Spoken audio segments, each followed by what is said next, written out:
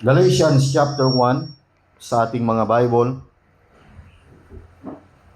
Galatians chapter 1 verse 6 hanggang po sa verse 11. Sabi po ng Biblia, I marvel that ye are so soon removed from him that called you into the grace of Christ unto another gospel, which is not another, but there be some that trouble you, and would pervert the gospel of Christ. But though we or an angel from heaven preach any other gospel unto you, than that which we have preached unto you, let him be accursed. Verse 9, as we said before, so say I now again, if any man preach any other gospel unto you, than that ye have received, let him be accursed. For I do now persuade men, or God, or do I seek to please men? For if I yet please men, I should not be the servant of Christ. Verse 11, but I certify you, brethren, that the gospel which was preached of me is not after men. Gusto po natin pamagatan yung ating pag-aaralan ngayong umaga, the dangerous effects of sinners' prayer. The dangerous effects of sinners' prayer. Tayo po ay manalangin. Dakilang Diyos na aming Panginoon, ngayong umaga narito po kami upang pag-aralan, Panginoon, ang isang controversial na bagay na ang pagpapatanggap. Dalangin namin, dakilang Ama, na bigyan nyo kami ng kaunawaan sa mga bagay na ito, at nawa, dakilang Diyos, ay kayo pong siyang patuloy na magpala. Salamat, Panginoong Diyos, sa umagang ito, sapagkat hinayaan nyo kami upang makarating para kami po ay makasamba sa Espiritu at katotohanan. Pagpalaan nyo po ang bawat salita mo na siyang may pangaral ngayong umaga, at nawa maging blessing sa amin, Panginoon, ang mga bagay na ito upang maunawaan po namin ng masigit pa, dakilang Diyos, ang tunay na ebanghelyo ng aming Panginoon Kristo. Pagpalaan niyo po ang aming sarili at aming buhay, in Jesus' name, Amen and Amen. Dito po, sa ating pinag-aaralan, maraming mga mangangaral na ang katuruan ng kaligtasan ay dinadala po sa isang panalangin. At ito po yung tinatawag po nating sinner's prayer. Alam po natin, mga kapatid, na dumaan po tayo sa mga ganitong bagay. Sapagkat alam natin na akala natin na yung pagpapatanggap na ay ito na yung pamamaraan na maklaim natin yung ating buhay na walang hanggan. Na ito po yung unang itinuro po sa atin, at tayo naman po ay napaniwala ng ganitong uri ng katuruan, at sinasabi natin, dahil tinanggap ko si Kristo bilang tagapagligtas ng buhay, sumunod ako sa panalangin, ako ay naligtas. At yung aking spiritual birth ay, nung ako'y tumanggap, ay noong December 25, 1985. Di ba ganun kadalasan? Pero ang Biblia, inutos ba ang pagpapatanggap? Yan po yung mga tanong. At ang sinner's prayer ba ay nakakapagligtas?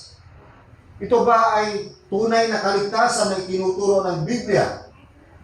Alam nyo, ang pagpapatanggap o yung tinatawag po nating altar call ay nagsimula po yan kay Charles Finney, isa pong protestante. At ating makita itong doktrina na ito ay napaka delikado, ano po, sa katuruan po natin ngayon. Sapagkat alam natin, this doctrine replaces belief in the gospel with reliance on ritual words. Yung pagpapatanggap ay parang ritual na po yan. So we must examine the harmful effects of this unscriptural practice through the Word of God. So number 1, mga kapatid, what are the dangerous effect of sinners' prayer? Number 1, it is a false profession. Ito po ay isang maling paniniwala, mga kapatid. Maraming nag-iisip, sila ay ligtas sapagkat sila po ay nanalangin ng isang panalangin. Yet they never believe from the heart. Kaya makikita po natin, mga kapatid, doon sa Romans chapter 10 verse 9 and 10. Romans chapter 10 verse 9 and 10. Romans chapter 10 verse 9. Sabi ng Biblia, if thou shalt confess with thy mouth the Lord Jesus, and shalt believe in thine heart that God hath raised him from the dead, thou shalt be saved. Etong Romans chapter 10, ang kausap po rito ay kapatiran na ang Roman Church. Sabi ng Romans chapter 10, verse 1,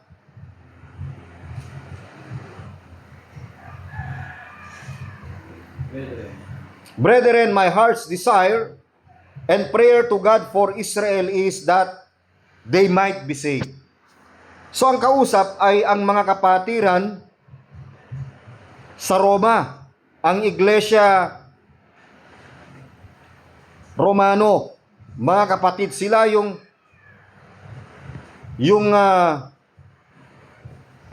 anong tawag dito? Sila yung beneficiaries, mga kapatid, ng salita ng Diyos. Kaya ang mga kapatiran doon, kung ating titignan ng maigi, sila po yung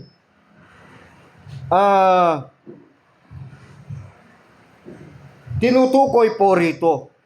Kasi ang mga Romano that time, galing po sila sa tradisyonal na paniniwala. Meron silang sariling nakinagisnan na pananampalataya na hindi katulad ng paniniwala kay Kristo, mga kapatid. Kasi ang Romans, marami silang mga Diyos-Diyosan. Kaya nabanggit ni Pablo ito sa kanilang kapahunan, that thou shalt confess with thy mouth the Lord Jesus, and shalt believe in thine heart that God hath raised him from the dead, thou shalt be saved. Yung saved na tinutukoy dito ay temporal salvation. It is a practical salvation, mga kapatid, na sila ay dapat maligtas sa maling aral, maligtas sa maling paniniwala, maligtas sila sa maling profession. Ang Romans chapter 10 verse 9 ay hindi po ito issue ng pagpapatanggap. Verse 10, Romans chapter 10 verse 10. For with the heart man believeth unto righteousness, and with the mouth confession is made unto salvation. Kaya yung tinutukoy na salvation po rito ay practical salvation. Kaya kung tayo po ay magpapatanggap, kung ganyan po ang kaligtasan na tinutukoy po natin, mali yung ating paniniwala. Sapagkat yung false profession, it will produce false convert. Kaya lahat po tayo noon dito ay nagpabaptize po tayo ulit. Kasi mali nga yung ating kaligtasan. Ang kaligtasan, hindi po yan nagsimula sa kamay ng tao sa kanyang pagtanggap, kundi ang Diyos ang unang tumanggap sa atin. Ephesians 1:6, we are accepted in the beloved. Kaya tandaan natin, ang dangerous effect ng sinner's prayer ay false profession. Number 2, faulty foundation. Ito ay maling pundasyon. False foundation or faulty foundation.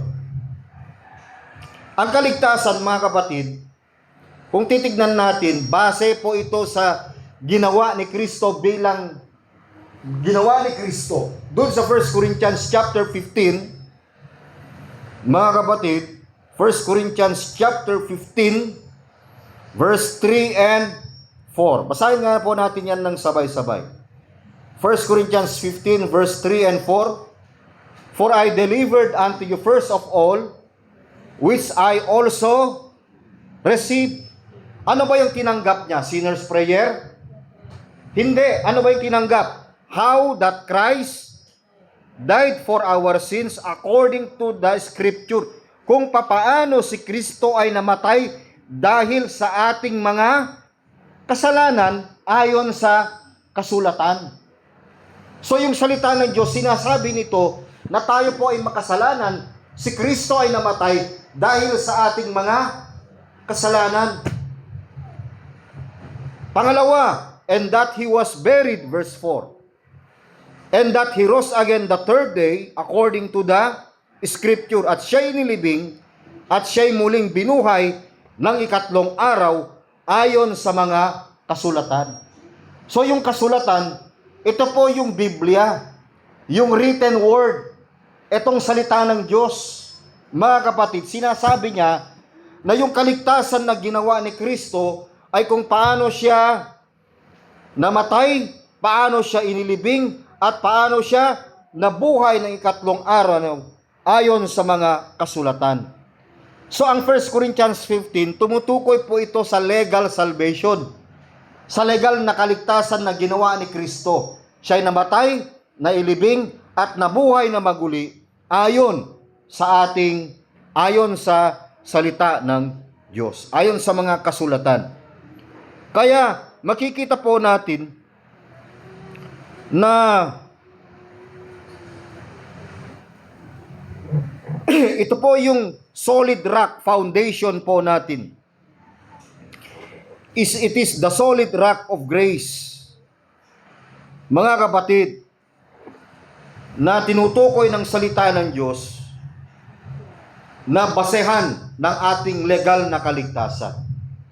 Hindi yung pagpapatanggap.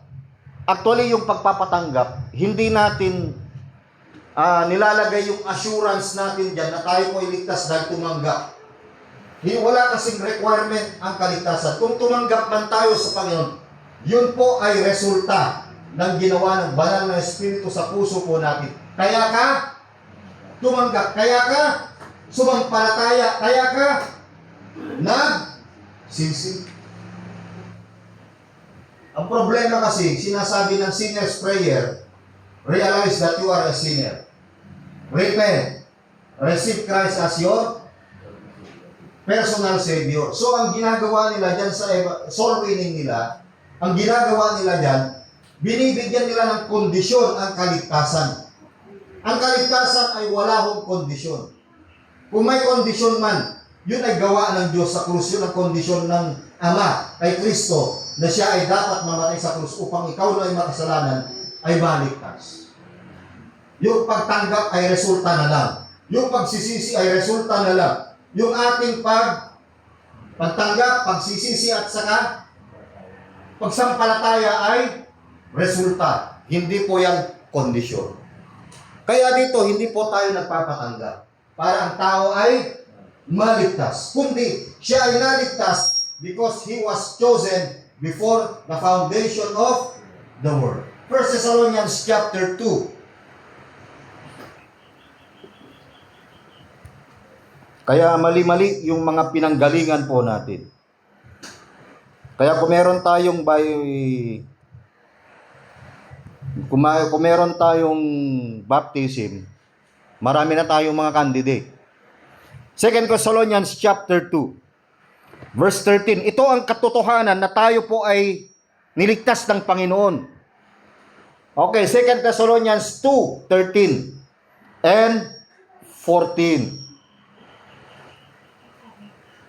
Basahin po natin ng sabay-sabay. Ready now, begin. But we are bound to give thanks always to God for you, brethren, beloved of the Lord, because God hath from the beginning chosen you to salvation. Ibig sabihin, sa pasimula pa lang, mga kapatid, ay hinirang na tayo ng Diyos sa kaligtasan. Pinili na tayo ng Diyos sa kaligtasan. Hindi natin pinili ang Diyos para sa kaligtasan, kundi Diyos ang pumili sa atin sa kaligtasan. Ang Diyos ang siyang tumanggap sa atin sa kaligtasan. Hindi tayo tumanggap para sa kaligtasan eternal. Nakuha nyo? Malinaw? Gusto nyo magpabaptize ulit? Di ba? Kaya nililinaw natin ito sapagkat pundasyon natin ito mahalaga. Tingnan nyo yung walang pundasyon, bitak-bitak. Ganyan ang mangyayari. Maghihiwalay talaga yan. Bakit? Maling pundasyon mga batid. Maling sistema. Kaya napaka-controversial ito. Gusto nating maunawaan ito. Marami tayong mga ginawang sermon patungkol sa mga pagpapatanggap. 4 yata, magsawa kayo. Lagyan natin ng puro 10. Number 3, ang pagpapatanggap, false profession. Number 2, ang pagpapatanggap, false foundation. Number 3, ang pagpapatanggap, fleshly focus. So, pakitagalog nyo nga dyan yung fleshly focus. The emphasis becomes on what I did. I prayed instead of what Christ did. Tignan nyo kung bakit fleshly focus ang pagpapatanggap. Bakit kaligtas? Kasi tinanggap ko si Kristo Ano tinutukoy niya? Yung kanyang sarili. Ang pinagmamalaki niya, yung kanyang pagtanggap ang siyang nagligtas sa kanya. Hindi yung kamay ng Diyos. Hindi yung ginawa ng Diyos sa krus. Kaya ang naitataas yung ginawa ng tao kaysa yung ginawa ng Diyos. Kita nyo, mga batid? Fleshly focus. Kaya, the emphasis becomes on what I did, I prayed, I called. Paano ka naligtas? Kasi tinanggap ko ang Panginoon. Ang totoong ligtas, He was chosen before the foundation of the world. Yun ang sagot doon. Kung tatanungin kayo, bakit kayo ligtas? I was chosen before the foundation of the world. I was accepted in the beloved. Legal phase. Ano ba yung 5 phases? Eternal salvation. Chosen by the Father. Ano yung pangalawa? Yung ginawa ng Ama, ng Anak. Redemption. We are redeemed by the Son. Holy Spirit. Regenerated by the Holy Spirit. And then practical salvation. Ano yung practical salvation? Makikita natin yung fruit of the Holy Spirit. Makikita natin yung Matthew 5:16. Let your light so shine before men that they may see your good works and glorify your Father in heaven. And number 5 is glorification. That is the second coming. Hindi ko yan rapture. Dumating na daw si Kristo nung isang araw. Kawawa tayo na naiwan. Kawawa yung mga pastor ng Africa, punta sila ng bundok, bago pala mangyari yung September na yan, 22 yata yun. Sabi na dating Panginoon. Lahat ng property nila, binenta nila, pumunta sila sa isang bundok at doon sila nagsigawan ng buong araw. Inaantay nila yung rapture. Walang lumipad kahit isa. Bakit? Kasi yan ang turo, maling turo na tinuturo po sa atin. Ang pagdating ng ni Kristo after the tribulation of those days. Malinaw ang Matthew 24. Mga kapatid,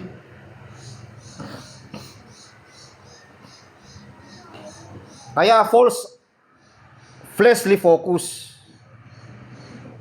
Galatians 6:14. Galatians chapter 6 verse 14. Ano sabi?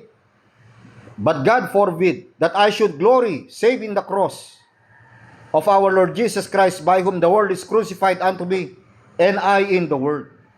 Datapot malayo nawa sa akin ang magmapuri. Ang tanging ipagmamapuri lang natin yung ginawa ni Kristo sa krus. Nakaligtasan nating legal, hindi yung ating pagtanggap. Baka nga hindi ka tinanggap. Kahit sabihin mong tumanggap ka, kung hindi ka hindi ka tinanggap, useless. Kaya may mga nagtanong sa Panginoon, bakit kayo nandito? Panginoon, nagpalayas din kami ng demonyo ginamit yung pangalan. Pero sabi ng Biblia, I never knew you. Depart from me. Ye cursed into everlasting fire. Kaya masakit. Sapagkat ang pinagmamalaki nila, yung kanilang pagtanggap at yung kanilang spiritual father, si pastor. Yun ang danger nun Siya yung ating spiritual father, anak ko sa pananampalataya. Walang ganun sa Biblia. Bakit ba pinagmamatigasan nila yan? Ginagamit nila yan. Kung hindi dahil sa akin, ginagamit naman ito ng mga abusive pastor. At sinasabi nila, hindi dahil sa akin, Brad, hindi ka naligtas. Kaya ngayon, lumalabas, ang kaligtasan na tinuturo nila, utang na loob. Di ba? Kaya minsan, na-abuse ang iglesia dahil sa mga abusive pastor. Number 4, dangerous effects of sinner's prayer. Feign faith. Ano yung Tagalog ng feign na kahapon? Peke. Fancy. Peking pananampalataya ang pagtanggap. Minsan ginagamit lang yung soul winning na yan para magkaroon ng false profession, feign faith, false foundation, false doctrine. Ang ginagawa kasi nila dyan, mga kapatid, para meron po silang mapicture. O ito yung 1 week na tumanggap. Nung kami na sa Bible College, every week meron kami ganyan. Number of tracts distributed, number of profession, number of receive Christ as personal Savior. Tignan mo yung mga kalokohan na itinuro kung saan galing ang mga yan. Those are false. Those are feign faith, peking pananampalataya. It promotes form of faith that is external and verbal, not internal and heartfelt. The mouth may be moved, but the heart remains unchanged. Marahil yung isang tao ay nanalangin ng sinner's prayer, pero yung kanyang puso ay hindi po regenerated, hindi po na-transform. Basta nanalangin lang, walang resulta na ginawa ng Diyos sa kanyang buhay, ganun pa rin. It remain unchanged. Tingnan nyo yan. Wala kang makita ang pagbabago. Ang nagbago lang yung pananamit, nakabarong, nakasapatos, nakapantalon ng magara. Pero yung ugali, ganun pa rin. Kasi naniwala dun sa paniniwala ng tinatawag nating easy believism. And that is feign faith. Di ho tayo naniniwala sa peking pananampalataya. Galatians chapter 1.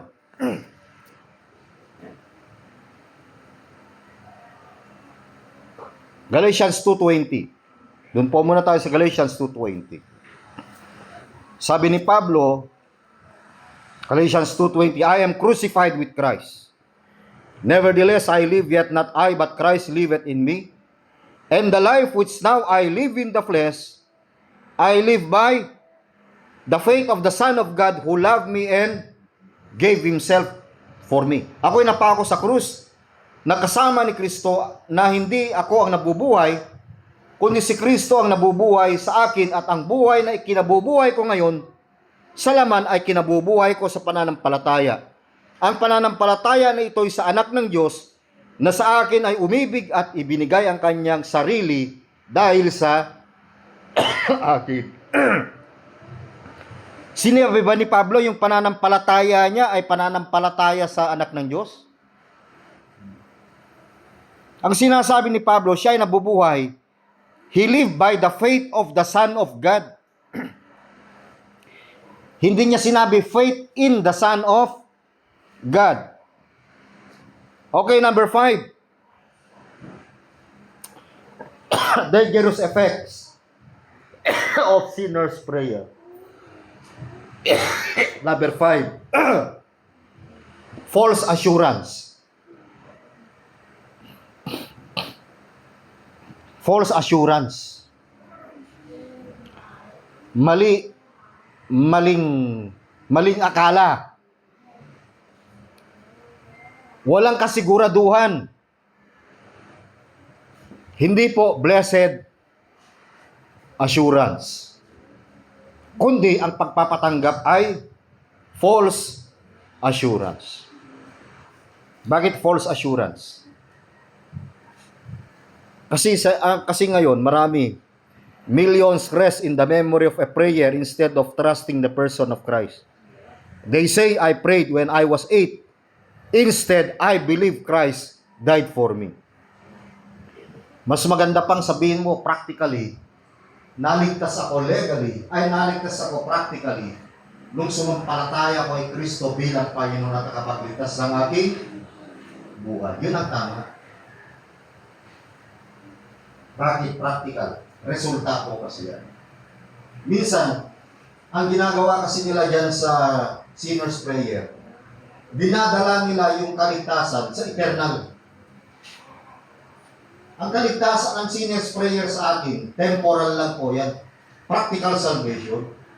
Kapag sila'y tumanggap, doon pa lang magsisimula yung kanilang kaligtasan. Pero sabi pala ng Titus chapter 1, hindi nawawala ang Titus chapter 1 sa usaping kaligtasan. Ano po? Tignan nyo to. Meron na pala tayong kaligtasan before the foundation of the world. Titus chapter 1, verse 2. Verse 1 to 3. Paul, a servant of God and an apostle of Jesus Christ, according to the faith of God's elect. Sino yung faith of God's elect? Si Kristo po yan. And acknowledging of the truth, which is after godliness. Number 2, verse 2, in hope of eternal life.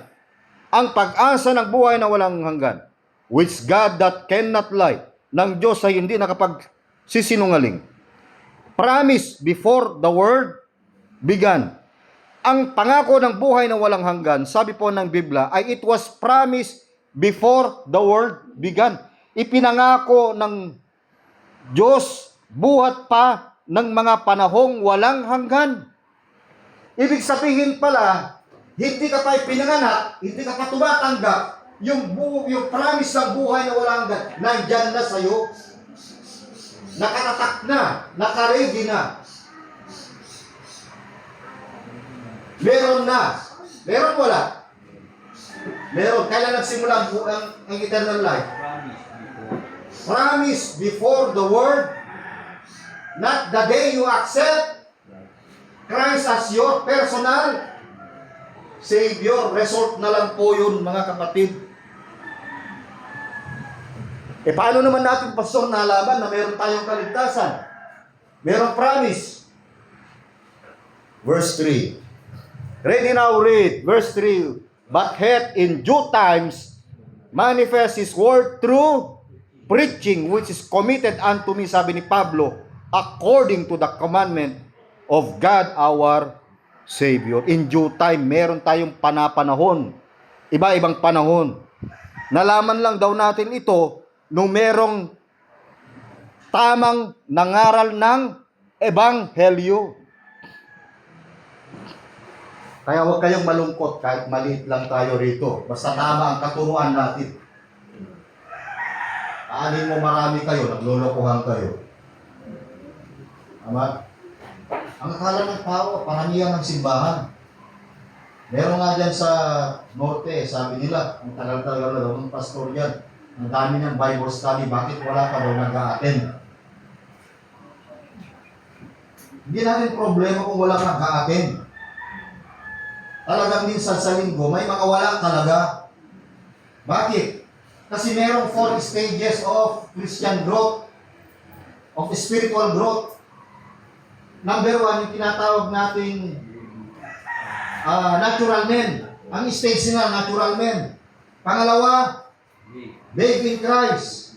Yung mga baby pa sa pananampalataya, yung mga naggagatas lang, mga nagdedede. Pangatlo, carnal carnal Christian. Pang-apat, spiritual Christian, baby Christian, carnal Christian, at saka spiritual Christian. Siguro sa ibang araw, pag-aralan natin to sa ibang linggo. Para ma-imagine nyo kung saan ba talaga ako rito. Yung faith in Christ, absent pa yan, lubog-lutang yan. 10 years na, 15 years pa, pero baby pa rin. Eh, wow. Nagda-diaper pa rin. Lupit. Pero adult diaper. Gusto niyo yun? Yung pupupo ka dyan sa sarili mong ano? Di ba ang pangit nun? Tapos, uy, halika nga, sugasan mo nga. Di ba ang pangit?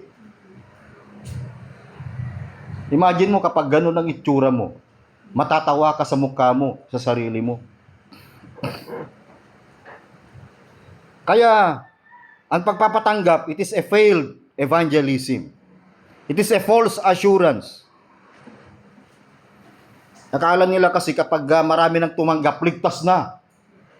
Tulad nun, merong 100 na ligtas dyan sa patay. Kasi noong araw dito, ang ministry dito, funeral service, free. Lahat ng patay pinupunta, maraming tumanggap, pero doon sa daan-daang tumanggap ng evangelism, saan? Wala. Bakit? Failed evangelism. Siguro wala doon yung hinahanap ng Panginoon. Baka out of 100 na tao, isa lang ang maliligtas. Baka isa lang ang tupa doon, and the rest, puro kambing.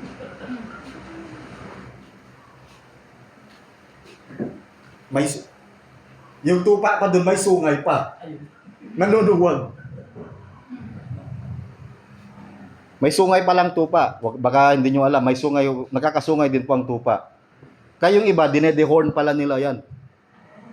Yung tupa pala, kapag may sungay yan, kapag hinimas mo, pag umatras yan, at hindi ka umalis, talagang aatake yan, habulin ka. Ganun po yun. So, ganito po yung kalokohan sa loob ng, ito yung dangerous effect ng sinner's prayer. Failed evangelism. 2 Corinthians 4:3-4. Bakit failed evangelism? 2 Corinthians chapter 4, verse 3 and 4. And such, but if our gospel be hid, ready now read, but if our gospel be hid, it is hid to them that are lost. Verse 4, in whom the God of this world had blinded the minds of them which believe not, lest the light of the glorious gospel of Christ, who is the image of God, should shine unto them. Bulag na nga sila, mas nabubulag pa sila, sapagkat yung mga ngaral din nila, mga bulag, mga pastor na bulag, mga nagpapatanggap. Akala nila yun na yung kaligtasan. Nakakalungkot sa kapanahunan natin ngayon. Yung pagpapatanggap, pagbibilang ng mga miyembro, binibilang nila, pinipicturan nila yan. Ginagawa nilang trade. Tinetrade na nila sa ibang mga churches. Pinagkakaperahan ng mga abusive pastor ang iglesia. Kaya ang goal lang nila, magparami. Pero walang na-transform kahit isa. Bakit? False convert, false gospel, tanda natin, false gospel creates false convert. Kaya kung false gospel ang katuruan, false convert lahat po yan, walang na-convert po yan.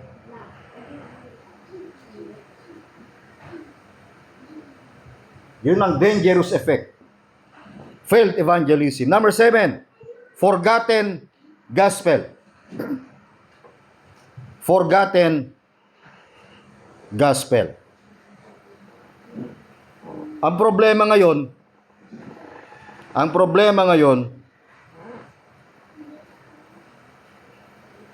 sa panahon natin ngayon, nakalimutan na yung gospel of grace. Nakalimutan na yung talagang essence ng true gospel. What is the essence of the true gospel? How that Christ died for our sins, according to the scripture, and that He was buried again, and rose again the third day, according to the Scripture. Forgotten, bakit forgotten gospel? By promoting prayer as salvation. Ikaw ba naman, pag may nag-soul winning, Brad, ikaw ay makasalanan.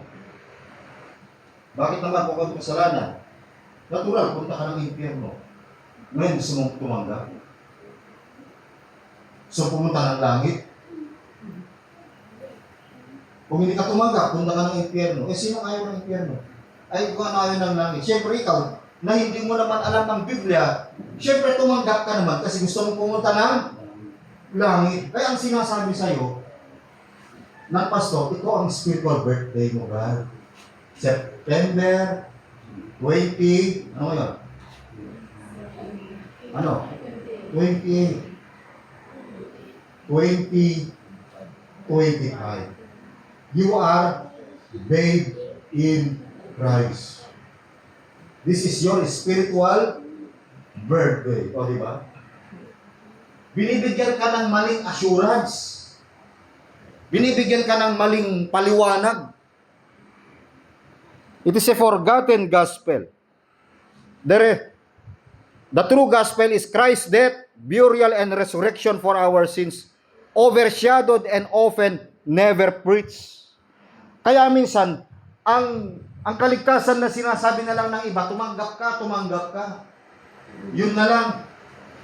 O kaya sabi nga ng ni Jack Harse, ang kaligtasan, pwede ka mga ligtas in 1 minute. Basta tumanggap ka lang. Yun kasi ang sinasabi nila patungkol sa bagay na ito. Kaya nakalimutan nila, na-replace na talaga yung katuruan ng simbahan. Kaya sinasabi nating forgotten gospel because the gospel was already traded. Nakakalungkot lang sa iba, yung paglilingkod, hindi na talagang tunay na paglilingkod. Alam niyo kung bakit? Romans 16:18. Yung evangelism, ginamit na sa pagpapayaman. Ginamit sa mga personal na bagay. Romans 16:18. Ready now, read. But they that are such serve not our Lord Jesus Christ, but their own belly, and by good words and fair speeches deceive the hearts of, itong maliit, itong malupit. Sapagkat ang mga gayon ay hindi nagsisipaglingkod sa Kristong Panginoon, kundi sa kanilang sariling tiyan at sa pamamagitan ng kanilang mabubuting pananalita at maiinam na mga talumpati, magagaling pa mang ito, at dinadaya, itong problema, dinadaya ang puso ng mga walang malay. Walang malay, yung mga walang alam. Yung mga ignorante ng salita ng Diyos. Dahil walang alam yan, sinasabi na ligtas ka na. Binibigyan niya lang ng maling pag-asa yung kanilang mga tagapakinig. Kaya the hearts of the simple was deceived. Kalain niyo yan? Kaya yung pagpapatanggap ay scam. Maling paniniwala. Nakakalungkot lang. Forgotten gospel. Number 8. Frightful consequences. Nakakatakot na consequence. Ano yung consequence sa Tagalog?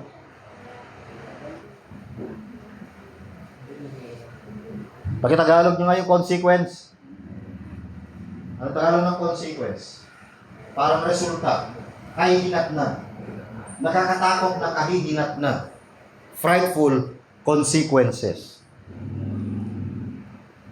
If people die trusting in a prayer instead of Christ, they will face eternal separation from God.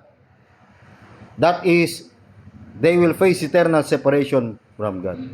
Kaya ang hawak-hawak ng tao ngayon kapag namatay, ang sinasabi na lang, buti na lang, nung namatay si kapatid na ito ay tumanggap sa Panginoon. Yung isa naman dito, nung namatay yung isang kapatiran, meron siyang isang pamangkin na pastor. Sabi ng pastor, Mabuti na lang nung namatay si Auntie, talagang sinigurado ko yung kanyang kaligtasan. Alam mo yan? Siya daw ang nagbigay ng assurance, ng kasiguraduhan ng kanyang auntie ay napunta ng langit. Nasaan ba ang kasiguraduhan? Para malaman, yung salita ng Diyos. Ito lang yung kasiguraduhan natin, hindi yung salita ng tao. Kaya may binabanggit ang Biblia sa Book of John, John 5:39. Tingnan nyo nga po yan. Practical ito John 5:39. Practical po yan, hindi yan eternal. Kaya nga ito ay kasama sa gospel. Anong sabi po ng Biblia? John 5:39, ready now, begin. Search the scriptures, for in them ye think ye have eternal life, and they are they which testify of me. Saliksikin ninyo ang mga kasulatan. So bakit iniisip ninyo na sa mga yaon ay mayroon kayong buhay na walang hanggan, at ang mga ito'y siyang nagkapagtotoo tungkol sa akin. Kayong buhay na walang hanggan, it was started before the world began. It was promised before the world began.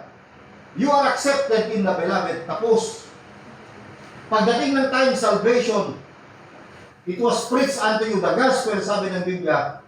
Makikita natin yung practical kung paano in due time, na-confirm natin na yung kaligtasan natin, kahit hindi tayo tumanggap sa Panginoon, siya pala ang nagselyo, siya pala ang tumanggap para sa atin, para tayo ay maligtas.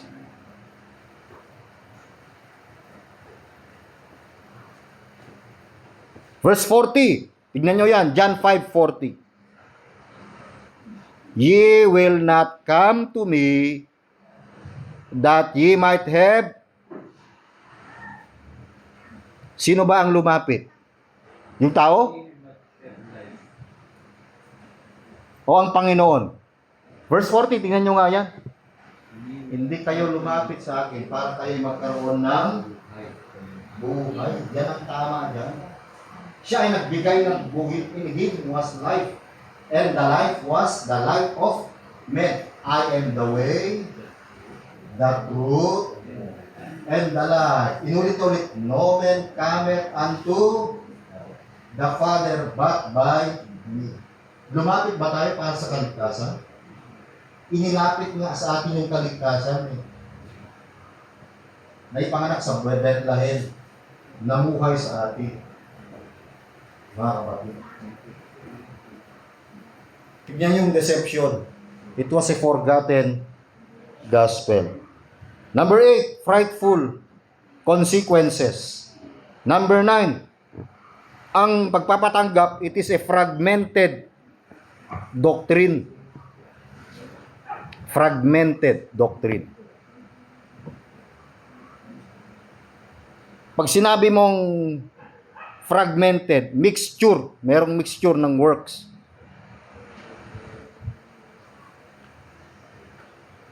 Kaya ano yan?